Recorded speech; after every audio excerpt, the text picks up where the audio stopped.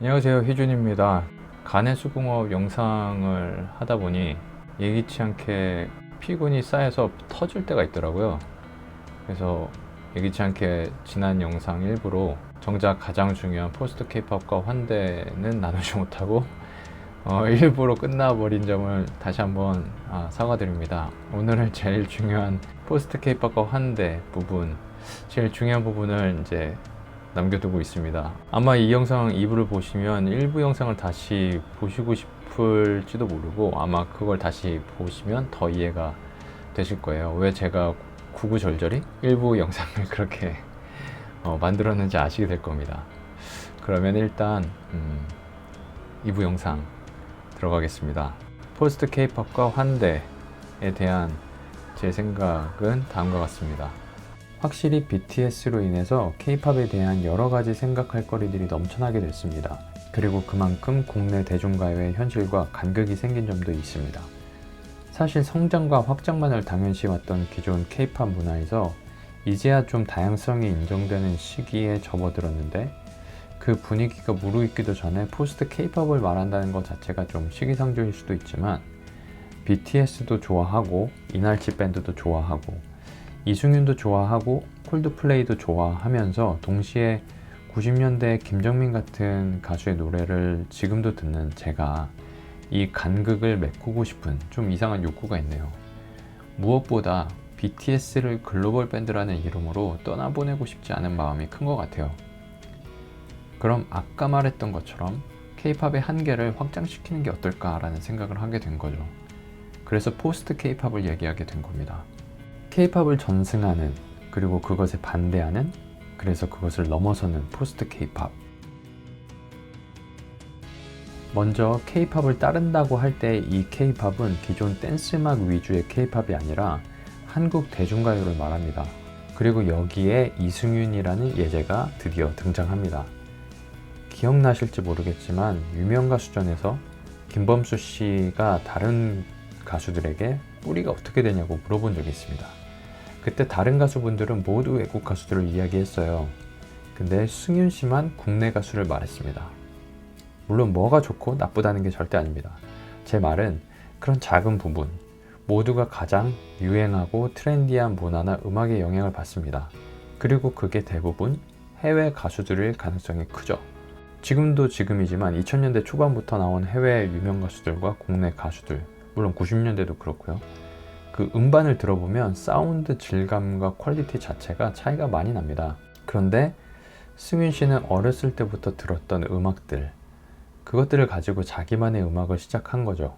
많은 방송에서도 본인이 받았던 대중가요의 영향을 말해왔습니다. 한국 대중가요만이 가지고 있는 한국적 서정성, 한국인만이 공감할 수 있는 감수성 등이 녹아 있기 때문이 아닐까요?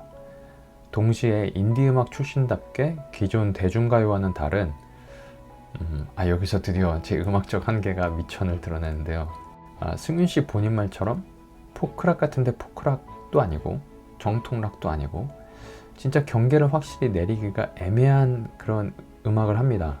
기존 대중음악인들과는 다른 음악이란 말이죠. 그리고 단지 다르고 반대되는 음악만이 아니라 이것을 해체하고 넘어서는 음악을 합니다. 바로 기존의 K-팝, 대중음악의 색채를 지우는 것 같지만 오랜 시간 자신만이 해왔던 방식으로 재구성하는 거죠. 마치 모더니즘의 구조를 해체하는 포스트 모던처럼요. 그럼 과연 뭘로 기존 K-팝을 넘어서는 걸까요? 여기에는 먼저 자아의 실존적 인재를 둘 수 있습니다. 간단히 말해서 모더니즘의 유산인 자기 자신에 대한 객관화를 둘 수 있습니다. 모든 것의 출발점인 개인의 존재에 대한 사유와 고찰, 그리고 인정, 여기에 타인의 삶이 더해지게 됩니다. 음악 얘기와는 좀 거리가 멀게 들리시죠? 저도 그런데 하지만 사람이 음악을 하는 이상 철학적 사유를 빼고는 얘기할 수 없는 것도 사실입니다. 그리고 이 철학적 사유는 가사에 강하게 남게 되죠. 많은 사람들이 가수 이승윤의 등장 때 철학을 언급한 것도 그 이유에서일 겁니다. 그리고 단순히 철학적인 것만이 아니라 거기에 잃어버렸던 자아에 대한 인정과 동경이 담겨있기 때문에 남녀노소를 가리지 않고 그의 음악을 듣게 되는 거 아닐까요?